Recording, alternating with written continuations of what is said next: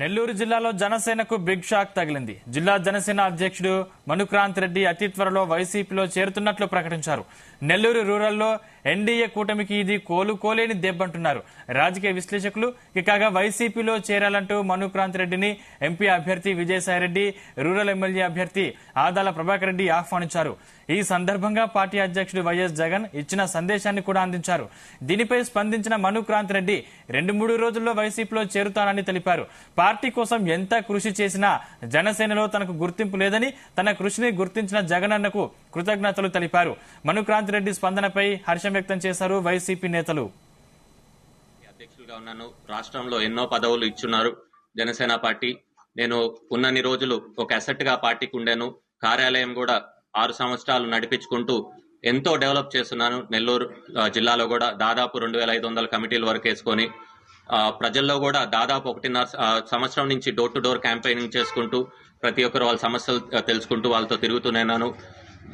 గత 6 సంవత్సరాల్లో కూడా ఎన్నో కార్యక్రమాలు చేశాము, సేవా కార్యక్రమాలు. కరోనా సమయంలో కూడా ఎన్నో వాళ్ళకి ఆహార పొట్లాలు కానివ్వండి, నిత్యావసర వస్తువులు కానివ్వండి, ఇలాగ అందజేస్తూ ప్రజలకు కూడా ఇప్పుడు అండగా ఉన్నాను.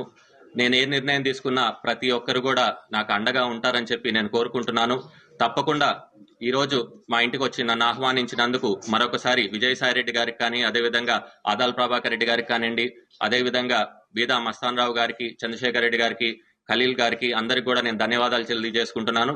తప్పకుండా 2-3 రోజుల్లో అందరికి కూడా ప్రజలకు ఉపయోగపడే నిర్ణయం తీసుకుంటాను. Thank you. ప్రజల్లో గత 6 సంవత్సరాలుగా ప్రజా జీవితంలో ఉండి గత 1.5 సంవత్సర కాలం 2 సంవత్సరాల కాలంగా నెల్లూరు పట్టణంలో ఆయన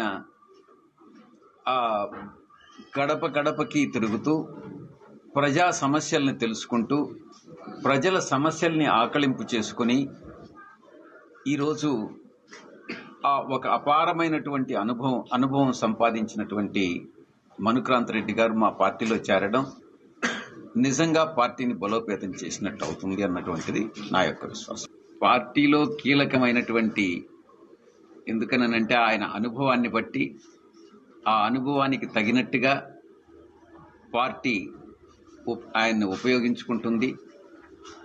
ఆ తర్వాత ఖచ్చితంగా 100% 2024 సార్వత్రిక ఎన్నికల్లో వైఎస్ఆర్ కాంగ్రెస్ పార్టీ విజయం సాధిస్తుంది. తప్పకుండా ప్రభుత్వాన్ని ఏర్పాటు చేస్తుంది. శ్రీ జగన్మోహన్ రెడ్డి గారు మరోసారి ముఖ్యమంత్రి అవుతారు. అయిన తరువాత ప్రభుత్వంలో కూడా ఆయనకి సముచితమైనటువంటి స్థానం మేము కల్పించుకుంటాం.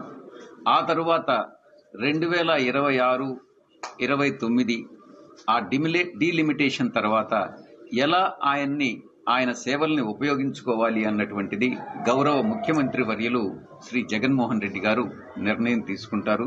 ముఖ్యంగా రాష్ట్రంలో అతి తక్కువ మందికి ఇలాంటి మంచి గుర్తింపు, గౌరవం ఇచ్చినందుకు